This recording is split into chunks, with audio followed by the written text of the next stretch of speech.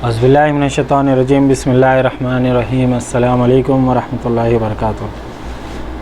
रहमुल्लाह जहाज़ पर नमाज मगरिब अदा करने के बाद दुआ कर रहे थे कि दिलीप सिंह अपने जहाज़ से इनके जहाज़ पर पहुंचकर इन्हें बंदरगाह की तरफ मुतवज्जे किया। ज़ुबैर और इसके साथी साहिल पर मसला सिपाही देखकर बहुत परेशान हुए। 4 आदमी किश्ती पर सवार होकर जहाज़ पर पहुँचे और इनमें से एक ने सिंधी ज़बान में कहा, देवल के हाकिम सरदार प्रताप राय आप लोगों को खुशामदीद कहते हैं, वो इन जहाज़ के अफसरों से मिलना चाहते हैं। दिलीप सिंह ने प्रताप राय के प्याम रसा से पूछा, लेकिन जयराम कहाँ हैं? इसने जवाब दिया, वो महाराज प्रताप राय से मिलकर आप लोगों की दावत का इंतज़ाम करने के लिए अपनी क़यामगाह पर चले गए हैं। महाराज खुद आपके इस्तकबाल के लिए आए हैं। दिलीप सिंह ने ज़ुबैर से अरबी में कहा, यह ज़रूर कोई फ़रेब है, लेकिन हमारे लिए जाने के सिवा कोई चारा नहीं। ज़ुबैर ने जवाब दिया, मैं खुद हैरान हूँ कि देवल का हुक्मरान इतने सिपाही साथ लेकर क्यों आया, लेकिन मुझे जयराम से फ़रेब की तौक़े नहीं, इसकी बहन इस जहाज़ पर है। एलची ने फिर पूछा, मैं महाराज के पास आपका क्या जवाब ले जाऊँ? ज़ुबैर ने कहा, हम तुम्हारे साथ चलते हैं। ज़ुबैर और दिलीप सिंह किश्ती में सवार होकर साहिल पर पहुँचे। दिलीप सिंह प्रताप राय के सामने झुककर अदब बजा लाया, लेकिन ज़ुबैर की गर्दन में खम न आया। प्रताप राय ने कहा, तुम तो अरब के बाशिंदे हो, तुम में से किसी बड़ों का अदब करना नहीं आता? दिलीप सिंह ने जवाब दिया, इनके मज़हब में इंसान के आगे झुकना पाप है। प्रताप राय ने जवाब दिया, हमारे पास रहकर इसे इंसानों के सामने झुकना आ जाएगा। दिलीप सिंह ने पूछा, आपका मतलब? प्रताप राय ने जवाब दिया, कुछ नहीं, तुम्हारे जहाज़ों पर क्या है? दिलीप सिंह ने कहा, जयराम ने आपको सब कुछ बता दिया होगा, हमसे क्यों पूछते हैं? जयराम ने जो कुछ बताया अगर वो सही है तो ये जहाज़ यहाँ से नहीं जा सकते। जहाज़ यहाँ से नहीं जा सकते, वो क्यों? यह राजा का हुक्म है। दिलीप सिंह ने चारों तरफ देखा। ज़ुबैर और इसके गिर्द मसला सिपाहियों का घेरा तंग हो चुका था। इसने अरबी ज़बान में ज़ुबैर को सूरत हाल से आगाह किया और ज़ुबैर के समझाने पर वो प्रताप राय से मुखातिब हुआ, ये सिंध के नादिर मुल्लाहों की किश्तियाँ नहीं जिन पर आप दस्त दराजी कर सकें। ये अरबों के जहाज़ हैं, इन पर इस कौम की बेटियां सवार हैं जो सरकशों और बागियों के मुकाबले में आंधी की तरह उठती हैं और बादल की तरह छा जाती है, जो आसमान से बिजलियां गिरती देखकर नहीं डरते, वो इनकी तलवारों से पनाह मांगते हैं। प्रताप राय ने गज़बनाक होकर तलवार निकाल ली। दिलीप सिंह और ज़ुबैर ने तलवारें खींचने की कोशिश की, लेकिन कई नंगी तलवारें और चमकते हुए नेज़ों ने इनके हाथ रोक लिए। प्रताप राय ने कहा, तुम सिंधी मालूम होते हो, लेकिन तुम्हारी रगों में किसी बुज़दिल गद्दार और कमीने आदमी का खून है। दिलीप सिंह ने जवाब दिया, दुनिया में सबसे बड़ी गद्दारी और कमीनगी अपने मेहमान को धोखा देना है, और मुझे ये कहने में बाक नहीं कि तुम। दिलीप सिंह का फ़करा पूरा ना हुआ कि प्रताप राय की तलवार की नोक इसके सीने में उतर गई और वो ज़मीन पर गिर पड़ा। ज़ुबैर ने झुककर इसे हाथों का सहारा दिया। इसने झुरझुरी लेकर ज़ुबैर की तरफ देखा और कहा, ज़ुबैर, तुम्हारे साथ मेरा सफ़र ख़त्म हुआ। मैं दिल पर एक भारी बोझ लेकर जा रहा हूँ। मैं जहालत की गोद में पला, अबुल हसन ने मुझे इंसान बनाया और तुमने मेरे दिल में इस्लाम के लिए एक तड़प पैदा की, लेकिन नामालूम क्यों मैं अब तक अपने ज़मीर की आवाज़ बुलंद करने से झिझकता रहा। मैं लोगों की नज़रों से छुपकर नमाज़ें पढ़ चुका हूँ और रोज़े रख चुका हूँ, लेकिन अपने मुसलमान होने का ऐलान करने से झिझकता रहा।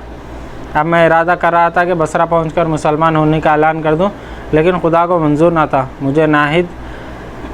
मुझे बेहद अफसोस है। खुदा उसे बेरहम दुश्मन के हाथों से बचाए। मेरे दोस्त, मुझे भूल ना जाना, मेरे लिए दुआ करते रहना। दिलीप सिंह ने फिर एक बार झुरझुरी लेकर आंखें बंद कर ली। चंद बार कलमा तौहीद दोहराया। इसकी आवाज़ खफीफ और मुद्दम होती गई। होंठ कँप-कँपाए और एक दूसरे से अलहदा हो गए। बसरा के मुसाफिरों की फतराई हुई आंखें किसी ऐसी मंजिल को देख रही थी जिसके मुसाफिर वापस नहीं आते। दिलीप सिंह दायमी नींद की गोद में जा चुका था। ज़ुबैर ने इन्ना लिल्लाहि व इन्ना इलैहि राजिऊन कहा और दिलीप सिंह का सर ज़मीन पर रखकर हक़ारत से प्रताप राय की तरफ देखने लगा। सिपाही किश्तियों पर सवार होकर तीर बरसाते हुए जहाज़ का रुख कर रहे थे और जहाज़ से तीरों का जवाब तीरों में आ रहा था। ज़ुबैर के लिए फ़रार की तमाम राहें बंद थी। प्रताप राय के इशारे से 8-10 सिपाही इस पर पल पड़े और इसे रस्सियों से जकड़ कर ज़मीन पर डाल दिया। ज़ुबैर हसरत से अपने जहाज़ की तरफ देखता रहा। जहाज़ पर नाहिदा के अलावा दूसरी अरब औरतें भी मर्दों के शाना बशाना लड़ रही थीं। हाशिम देर तक दूसरे बच्चों के साथ एक कोने में छुप कर ना बैठ सका और वो ऊपर आकर खालिद के करीब खड़ा हो गया और पूछने लगा, हमें कितनी बार बहरी डॉकों से मुकाबला करना पड़ेगा? खालिद ने कमान में तीर चढ़ाते हुए मुड़कर देखा। हाशिम के करीब माया देवी हैरान और शुद्ध खड़ी थी। इसने कहा, माया देवी, तुम हाशिम को नीचे ले जाओ। माया देवी हाशिम को उठा रही थी कि एक सनसनाता हुआ तीर आया और हाशिम के सीने में पेवस्त हो गया। माया देवी ने भागकर इसे एक कोने में लिटा दिया और तीर निकालने की कोशिश करने लगी। हाशिम एक हल्की सी आह और मामूली सी कपकपाहट के बाद ठंडा हो गया। माया देवी सिसकियाँ लेती हुई उठी, लेकिन पीछे से एक मजबूत हाथ की गिरफ्त में बेबस होकर रह गई। कौन? गंगू। इसने चांद की धीमी रोशनी में आंखें फाड़कर देखते हुए पूछा। हाँ मैं हूँ कालू, उठा लो इसे, अगर शोर मचाए तो गला घोट देना। कालू माया देवी को उठाकर जहाज़ की पिछली तरफ रस्सी की एक सीढ़ी से उतरकर एक किश्ती पर सवार हो गया। गंगू ने आगे बढ़कर खालिद के कंधे पर हाथ रखते हुए कहा, अब मुकाबला करने से कुछ नहीं होगा। इनकी तादाद हमसे बहुत ज़्यादा है और अक़ब से 2 जहाज़ हम पर हमला करने के लिए आ रहे हैं। मेरी किसी जहाज़ के पीछे खड़ी है, मैं तुम्हें और नाहिदा को बचा सकता हूँ। खालिद ने बेपरवाही से जवाब दिया, हम अपने साथियों को छोड़कर नहीं जा सकते, लेकिन तुम नहीं जानते कि वो लोग तुम्हारी बहन के साथ क्या सलूक करेंगे। लेकिन मैं जहाज़ की औरतों को अपनी बहनें समझता हूँ। अब जयराम की दगाबाजी से मुझे किसी पर एतमाद नहीं रहा। एक तीर नाहिदा को लगा और वो फसली पर हाथ रखकर बैठ गई। खालिद ने आगे बढ़कर इसे उठाने की कोशिश की, लेकिन इसने कहा, मैं ठीक हूँ खालिद, तुम मेरी फ़िक्र ना करो। खालिद ने इसके इसरार के बावजूद इसे उठाकर हाशिम के करीब बिठा दिया। हाशिम की लाश देखकर नाहिदा को अपने ज़ख्म भूल गया। इसने हाशिम को झंझोड़ा आवाज़ें दी और इंतहाई कर्ब की हालत में बोली, हाशिम तुम ऊपर क्यों आए? गंगू ने बेखबरी की हालत में नाहिदा की फसली से तीर निकालकर फेंक दिया और वासु से कहा, इसे उठा लो। वासु नाहिदा को उठाने के लिए झुका, लेकिन खालिद ने आगे बढ़कर इसे पीछे धकेल दिया और कहा, तुम जयराम और ये सिपाही मुख्तलिफ़ रास्तों से आए थे, लेकिन तुम सबका एक मकसद है। जाओ, तुम्हें एक दफ़ा माफ़ कर चुके हैं। गंगू ने कहा, बेटा अगर बातों के लिए वक्त होता तो मैं तुम्हारा शक दूर करने की कोशिश करता, लेकिन हम पर दुश्मन का घेरा तंग हो रहा है और अगर हमने चंद लम्हात और ज़ाया कर दिए तो भागने के तमाम रास्ते बंद हो जाएंगे। अफसोस मैं तुम्हें सोचने की मोहलत भी नहीं दे सकता। बेटी मुझे माफ़ करना। ये कहते हुए गंगू ने अचानक एक छोटा सा डंडा खालिद के सर पर दे मारा। खालिद लड़खड़ाया, लेकिन गंगू ने उठाकर इसे कंधे पर रख लिया। वासु ने नाहिदा को उठा लिया और गंगू ने मोती से कहा, तुम ये कमाने उठा लो, ये हमें काम देंगे। हमला आवर कमंदे डालकर जहाज़ पर सवार हो रहे थे और तीरों की लड़ाई तलवारों की लड़ाई में तब्दील हो चुकी थी। इस हंगामे में किसी को नाहिदा, खालिद और माया देवी के अगवा किए जाने का पता न चला। जब तक ये लोग कश्ती पर सवार हुए, चंद किश्तियाँ अक़ब से 2 जहाज़ों के करीब पहुँच चुकी थी। गंगू और उसके साथियों ने सिंधी ज़बान में हा हू करके हमला आवरों को शक न होने दिया और बचते बचाते जहाज़ों से एक तरफ निकल गए। गंगू के कहने पर माया देवी ने अपना दुपट्टा फाड़कर नाहिदा के ज़ख्म पर पट्टी बांधी। खालिद को अपने साथ देखकर अब इससे ये भी ख्याल ना था कि वो कहाँ जा रही है।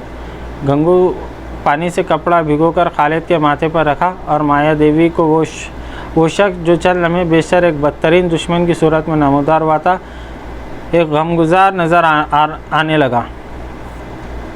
किसी खतरे की हद से दूर आ चुकी थी और माया गंगू से हम कलाम होने का इरादा करने के बावजूद बार बार ये पूछती रही थी, उसे ज़्यादा चोट तो नहीं आई? ये कैसे बेहोश हुआ? नाहिदा इंतहाई रंज व मलाल की वजह से किसी से हम कलाम ना हुई। वो तशवीश की हालत में अपने भाई की तरफ देखती रही और वो जब गंगू ये कहता, बेटी तुम फिक्र ना करो, तुम्हारे भाई को अभी होश आ जाएगा, मैं तुम्हारा दुश्मन नहीं, मैं समंदर के देवता की कसम खाता हूँ, तो नाहिदा खून के घूंट पीकर रह जाती। फिर वो माया देवी से मुखातिब हुआ, माया तुम एक राजपूत लड़की हो, राजपूत झूठी कस्में नहीं खाते। मैं तुमसे पूछता हूँ, क्या तुम्हें ये शक था कि तुम्हारा भाई इन लोगों को धोखा देगा? नहीं नहीं, मेरा भाई ऐसा नहीं, मैं भगवान की कसम खाती हूँ और अगर ये साबित हो गया तो मैं कुएं में छलांग लगा दूंगी, आग में जल जाऊंगी, अपना गला अपने हाथ से घूंट डालूंगी। भगवान के लिए ऐसा ना कहो। माया देवी की हिचकियों ने नाहिदा को मुतासिर किया और इसने कहा, माया तुम इन बातों की परवाह न करो, मुझे तुम पर यकीन है। अगर तुम्हारे भाई ने हमारे साथ धोखा भी किया हो तो इसमें तुम्हारा क्या कसूर। मैं फिर कहती हूँ मेरा भाई ऐसा नहीं, इसकी रगों में एक राजपूत का खून है, वो इस कदर एहसान फरामोश नहीं हो सकता। नाहिदा ने कहा, इस वक्त हमारा दुश्मन वो है जिसने हमें ज़बरदस्ती जहाज़ पर उतारा और हमें किसी नामालूम जगह पर ले जा रहा है। गंगू ने कहा, बेटी काश मैं तमाम बच्चों और औरतों को अपने साथ ला सकता, लेकिन इस किश्ती पर सिर्फ इतनी सवारियों की जगह थी। तुम नौजवान हो और मैं तुम्हें एक बेरहम दुश्मन के हाथों से बचाना चाहता हूँ, और माया देवी तुम शायद बाकी सबको बचा सको। मैं तुम्हारी आज़ादी के बदले बाकी लोगों को आज़ाद करवाना चाहता हूँ। खालिद ने होश में आकर आंखें खुली और हैरान होकर सब की तरफ देखा। गुज़िश्ता वाक़यात याद आते ही वो उठ कर बैठ गया और दुखते सर पर हाथ रखते हुए बोला, हमारा जहाज़ कहाँ है, हम कहाँ जा रहे हैं। गंगू, जालिम, दगाबाज, फरेबी, तुमने हमारे साथ ये सुलूक क्यों किया। वो क्या कहेंगे, तुम हमें कहाँ ले जा रहे हो। गंगू ने ठंडे दिल से जवाब दिया, खालिद ये मेरी उम्र में पहला मौका है कि मुझे किसी की गाली पर गुस्सा नहीं आया। तुम मुझे जो चीज़ जी में आया कहो, लेकिन मैं बुरा नहीं मानूंगा। मैं सिर्फ माया को लेने आया था, लेकिन तुम्हारी बहन को ज़ख्मी देखकर यह गवारा ना कर सका, इसे दुश्मन के रहम पर छोड़ दूं। खालिद ने हक़ारत से माया की तरफ देखते हुए कहा, मैं अब समझा जयराम ने एक तरफ से हम पर हमला करने के लिए सिपाही भेज दिए और दूसरी तरफ से तुम्हें माया देवी को लेने के लिए भेज दिया। इसका मतलब यह है कि लुटेरों के सरदार तुम न थे, जयराम था। तुम दुरुस्त कहते हो, लेकिन मैं तौबा कर चुका हूँ और जयराम ने तौबा नहीं की। मुमकिन है वो अपनी बहन की खबर सुनने के बाद तौबा करे। तो तुम हमें इसके पास ले जा रहे हो। तुम देख सकते हो बंदरगाह किस तरफ है और हम किस तरफ जा रहे हैं। तो तुम हमें कहाँ ले जा रहे हो। किसी ऐसी जगह जहाँ राजा के सिपाही ना पहुँच सके। खालिद ने कहा, अगर तुम्हारी नीयत बुरी नहीं होती तो हमें अपने साथियों के पास छोड़ आओ। गंगू ने कहा, तुम्हारे साथी थोड़ी देर में देवल के कैद खाने में होंगे। तुम कैद खाने की बजाय कैद से बाहर रहकर इनकी ज़्यादा मदद कर सकते हो। खालिद ने खतरे पर उम्मीद होकर पूछा, तुम सचमुच इनकी मदद करना चाहते हो। गंगू ने जवाब दिया, बेटा मुझे तुमसे झूठ बोलने की ज़रूरत न थी। अगर मैं तुम्हारा दुश्मन होता तो यकीनन इस कदर ठंडे दिल से ये गालियाँ ना सुनता। अगले दिन ये किश्ती दरियाए सिंध के दहाने पर पहुँच गई। गंगू को अपने साथी मछलियाँ पकड़ते हुए मिल गए। अगले दिन कोठरी का दरवाज़ा खुला और पहरेदार ने जयराम को हाथ बांधकर प्रणाम किया और कहा, आपको सरदार प्रताप राय बुलाते हैं। जयराम पहरेदार की तर्ज अमल में इस तब्दीली पर हैरान रहा। वो चुपके से इसके साथ हो लिया। प्रताप राय अपने दीवान खाने की बरामदे में आबनूस की एक कुर्सी पर बैठा हुआ था। इसके सामने चांदी की एक तश्त में सरांदीप के राजा के वो तहाइफ पड़े हुए थे जो गुज़िश्ता शाम अरबों के जहां से लूटे गए। इसने जयराम को देखते ही जवाहरात के अंबार की तरफ इशारा किया और कहा, जयराम महाराज सरांदीप के तहाइफ देखकर काठियावाड़ के राजा के तहाइफ की निस्बत ज़्यादा खुश होंगे। इनमें एक एक हीरा तुम्हारे संदूक के सारे माल से ज़्यादा कीमती है। जयराम ने इस पर कहर आलूद निगाह डाली और अपने होंठ काटने लगा।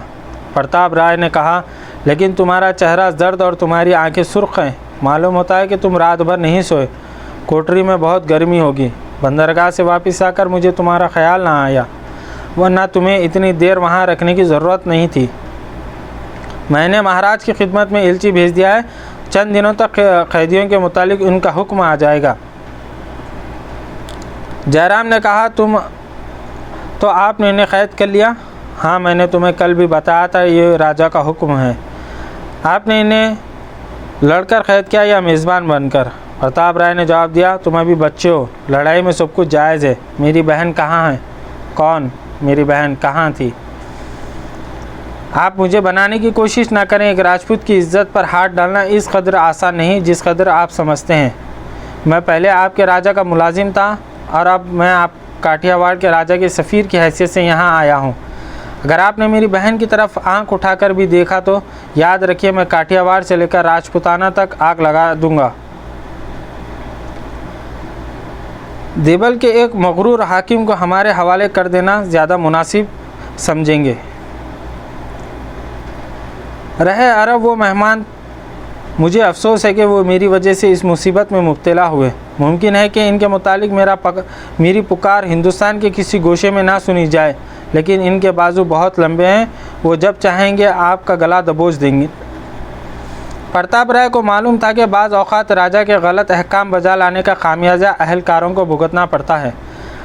हाकिम ख़तरे के वक्त अपना कसूर अहलकारों के सर थोप देते हैं। अरबों के मुतालिक वो अपने राजा की तरह मुतमईन था, लेकिन वो काठियावाड़ के सफ़ीर की बहन की जिम्मेदारी लेने को तैयार न था। इसने कहा, जयराम, मुझे तुम्हारी बहन के मुतालिक कोई इल्म नहीं। आप झूठ कहते हैं। वो इसे जहाज़ पर अरब औरतों के पास छोड़ आया था। औरतें जो जहाज़ पर थी वो सब हमारी क़ैद में हैं। अगर तुम्हारी बहन इनमें है तो मैं अभी तुम्हारे साथ चलकर इससे माफ़ी मांगता हूँ। बहन को तलाश करने की ख्वाहिश जयराम के तमाम इरादों पर गालिब आ गई। वो प्रताप राय के साथ चल दिया। रास्ते में इसने पूछा, अरब मुल्लाहों के साथ आपने क्या सलूक किया? प्रताप राय ने जवाब दिया, वो साहब आखिरी वक्त लड़ते रहे। औरतों और बच्चों के अलावा हम सिर्फ 5 आदमियों को ज़िंदा गिरफ़्तार करने में कामयाब हुए। दूसरे जहाज़ पर सरांदीप के मुल्लाह ने मामूली मज़ाहमत की, लेकिन जल्दी हथियार डाल दिए। तो इसका मतलब ये है कि आपने बेक वक्त सरांदीप और अरबुक के ख़िलाफ़ ऐलान जंग कर दिया। मैंने सिर्फ राजा के अहकाम की तामील की है, और जब तक मैं इस अहदे पर हूँ मैं ऐसे काम की तामील करता रहूँगा। मेरे ख़त के जवाब में राजा ने अगर तुम्हें बुला भेजा और तुमने इनसे कैदियों की रिहाई करने की इजाज़त हासिल कर ली तो मुझे खुशी होगी कि मैं ख्वाह की ज़िम्मेदारी से बच जाऊँगा। महल से निकलकर चंद कदम के फासले पर जयराम और प्रताप राय कैद खाने की 4 दीवारियों में दाखिल हुए। पहरेदारों ने प्रताप राय का इशारा पाकर अरबों के कमरे का दरवाज़ा खोला। औरतों ने अपने चेहरे ढांप लिए। अरब मुल्लाहों ने जयराम को देखते ही मुंह फेर लिया। जुबैर एक कोने में दीवार के सहारे बैठा हुआ था। इसने नफ़रत और हक़ारत से जयराम की तरफ देखा और अपने साथियों की तरफ मुँह फेर लिया। जयराम ने प्रताप राय की तरफ देखा और कहा, मेरी बहन यहाँ नहीं, वो कहाँ है?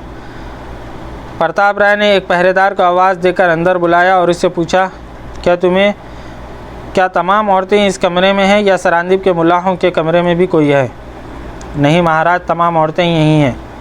जयराम ने बदहवास सा होकर जुबैर की तरफ देखा और टूटी फूटी अरबी में कहा, जुबैर, मेरी तरफ इस तरह ना देखो, मैं बेकसूर हूँ। तुम्हें मालूम है मेरी बहन कहाँ है? जुबैर के मुँह से अचानक एक भूखे शेर की तरह गरज सी मिलती जुलती आवाज़ निकली, तुम मेरी तौक़े से कहीं ज़्यादा जलील साबित हुए। तुम झूठ से हकीकत पर पर्दे नहीं डाल सकते, लेकिन याद रखो, अगर नाहिदा का बाल भी बीका हुआ तो खुदा की ज़मीन पर तुम्हें कोई ऐसा खित्ता नहीं मिलेगा जो हमारे इंतकाम से पनाह दे सके। प्रताप राय ने अचानक सिपाही के साथ हाथ से कोड़ा खींचकर जुबैर के मुंह पर दे मारा और दूसरी ज़रब के लिए तैयार था कि जयराम ने आगे बढ़कर इसका हाथ पकड़ लिया। प्रताप राय ने हाथ छुड़ाने की कोशिश करते हुए कहा, तुम राजा की तौहीन बर्दाश्त कर सकते हो, मैं नहीं कर सकता। जयराम ने कहा, मैं तुमसे आखिरी बार पूछता हूँ कि मेरी बहन और इस अरब लड़की को तुमने कहाँ छुपाया है? इस सवाल ने प्रताप राय को गुस्सा ठंडा कर दिया और थोड़ी देर सोचने के बाद बोला, क्या ये मुमकिन नहीं कि हमारे हमले के वक्त उसे इंतकामी जज्बे के मातहत जहाज़ से नीचे फेंक दिया गया हो? जयराम ने जवाब दिया, ये लोग दुश्मनी में शराफत को हाथ से नहीं जाने देते। मेरी बहन के साथ अरब लड़की का गायब होना ये जाहिर करता है कि इस साजिश की तह में किसी तुम्हारे जैसे कमीने आदमी का दिमाग काम कर रहा है।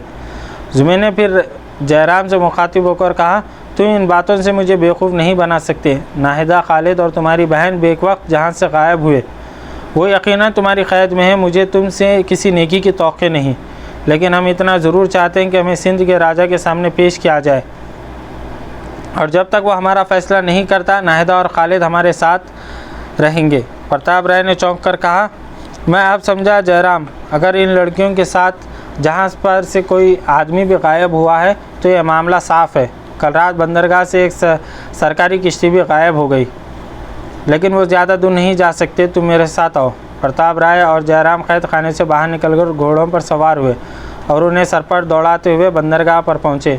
बंदरगाह के पहरेदारों ने शाम के वक्त किसी गायब हो जाने के मुतालिक प्रताप राय के बयान की तस्दीक की और माया के मुतालिक जयराम की तशवीश बढ़ने लगी। प्रताप राय ने चंद किश्तियाँ और जहाज़ शुमाल और मगरिब के साहिल के साथ देखभाल के लिए रवाना कर दिए और जयराम को तसल्ली दी कि वो ज़्यादा दूर नहीं जा सकते। जयराम प्रताप राय के साथ वापिस शहर आ गया। दोपहर तक अपने मकान में माया के मुतालिक कोई खबर ना पाकर इसने बंदरगाह पर जाने का इरादा किया, लेकिन प्रताप राय का सिपाही आया और उसे अपने साथ इसके महल की तरफ ले गया। प्रताप राय के महल के बाएं बाग में जुबैर और अली नारियल के दरख्तों के साथ जकड़े हुए थे।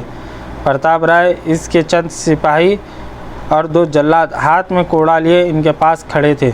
अली और जुबैर की झुकी हुई गर्दनें और उरियान सिरों पर ज़रबों के निशानात ये ज़ाहिर कर रहे थे कि इन्हें नाकाबिल बर्दाश्त जिस्मानी अजियत पहुंचाई जा चुकी है। एक सिपाही ने जयराम की आमद की इत्तला दी और प्रताप राय का इशारा पाकर जल्लाद जुबैर और अली पर कोड़े बरसाने लगे।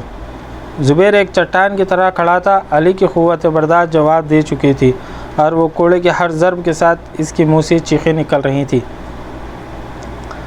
बाहर के दरवाजे में पाँव रखते ही अली की चीख व पुकार ने जयराम को मुतवज्जे किया और उसने भागकर दोनों जल्लादों को एक के बाद दीगर पीछे ढकेल दिया और प्रताप राय की तरफ मुतवज्जे होकर कहा, ये जुल्म है, ये पाप है। आपने मुझसे वादा किया था कि आपने इनका फ़ैसला राजा पर छोड़ दिया है। प्रताप राय ने अली की तरफ इशारा करते हुए जवाब दिया, ये लड़का सिपाहियों ने शहर से तलाश किया। मालूम होता है ये तुम्हारी बहन के साथ ही जहाज़ से रूपोश हुआ और उसके बाकी सिपाही शहर के आसपास कहीं छुपे हुए हैं। जयराम ने आगे बढ़कर अली से पूछा, तुम कहाँ थे? मेरी बहन कहाँ है? अली ने सरापा इल्तिजा बनकर इसकी तरफ देखा और फिर गर्दन झुका ली। जयराम ने कहा, अगर तुम्हें माया देवी के मुतालिक कुछ मालूम हो तो बता दो, मैं तुम्हें बचा सकता हूँ। अली ने दोबारा गर्दन उठाई और चिल्ला कर कहना शुरू किया, मुझे मालूम नहीं, मैं सच कहता हूँ, मुझे इनके मुतालिक मालूम नहीं। मैंने जहाज़ पर से कूदने से पहले इन्हें तलाश किया था, लेकिन मुझे मालूम नहीं कि वो कैसे गायब हुए। जयराम ने पूछा, तुम शहर में कैसे पहुँचे? मैं जहाज़ से कूदकर समंदर के किनारे एक किश्ती में छुप गया था। आज मैं शहर पहुँचा और सिपाही मुझे पकड़कर यहाँ ले आए। तुम सब जालिम हो, मैंने तुम्हारा कोई कसूर नहीं किया। जयराम ने जुबैर की तरफ देखा और लेकिन हैरानी, गुस्सा, नदामत और अफसोस के जज्बात के हिजान में वो इससे मुखातिब होने के लिए मौजू अल्फाज तलाश न कर सका। इसकी आंखें एक बार उठी और झुक गईं, होंठ कपकपाए और एक दूसरे से पेवस्त हो गए। इसने प्रताप राय की तरफ मुतवज्जे होकर कहा, आप इन्हें छोड़ दें, मुझे इन पर कोई शुबा नहीं। प्रताप राय ने कहा, मैं इन्हें कैसे छोड़ सकता हूँ? अगर तुम्हारी बहन जहाज़ पर थी तो इनको यकीनन ये इल्म होगा। वो कहाँ हैं? तुम शायद अब तक मुझे मुजरिम ख्याल करते हो और मैं इन लोगों की ज़बान से तुम्हें यकीन दिलाना अपना फ़र्ज़ समझता हूँ कि तुम्हारी बहन को इन लोगों ने छुपा रखा है। अगर वो ज़िंदा नहीं तो इन्होंने जहाज़ पर हमला होने से पहले इसे समंदर में फेंक दिया होगा। अब या इन्हें अपने जुर्म का इकबाल करना पड़ेगा और या तुमको तस्लीम करना पड़ेगा। तुम्हारी बहन जहाज़ पर थी ही नहीं और तुमने मुझे मरहूब करने के लिए यह बहाना तलाश किया। प्रताप राय ने फिर जल्लादों को इशारा किया और जुबैर और अली पर कोड़े बरसाने लगे। जयराम चिल्लाया, ठहरो ठहरो, ये बेकसूर है, ये जुल्म है, इन्हें छोड़ दो। लेकिन इसकी चीख व पुकार बेअसर साबित हुई। इसने आगे बढ़कर एक जल्लाद के मुंह पर घूंसा रसीद किया, लेकिन प्रताप राय के इशारे से चंद सिपाहियों ने इसे पकड़कर पीछे हटा दिया। वो सिपाहियों की गिरफ्त से आज़ाद होने के लिए जद्दोजहद कर रहा था। अली चीखें मारने के बजाय नीम बेहोशी की हालत में आहिस्ता आहिस्ता कर्रा रहा था। जुबैर हर कोड़े की ज़रब के बाद जयराम की तरफ देखता और फिर आंखें बंद कर लेता। बिला आखिर अली के करहाने की आवाज़ बंद हो गई और गर्दन उठाने और आंखें खोलने के लिए जुबैर की ताकत भी जवाब दे गई। प्रताप राय ने एक सिपाही को गर्म लोहा लाने का हुक्म दिया। जयराम फिर चिल्लाया, प्रताप तुम जालिम हो, कमीने हो, मुझे जो सज़ा दो लेकिन इन पर रहम करो। 6वीं किस्त यहाँ पर इख्तिताम को पहुँची। इंशाअल्लाह कल इसी वक्त हम आपकी खिदमत में 7वीं किस्त पेश करेंगे। जज़ाकल्लाहु खैर।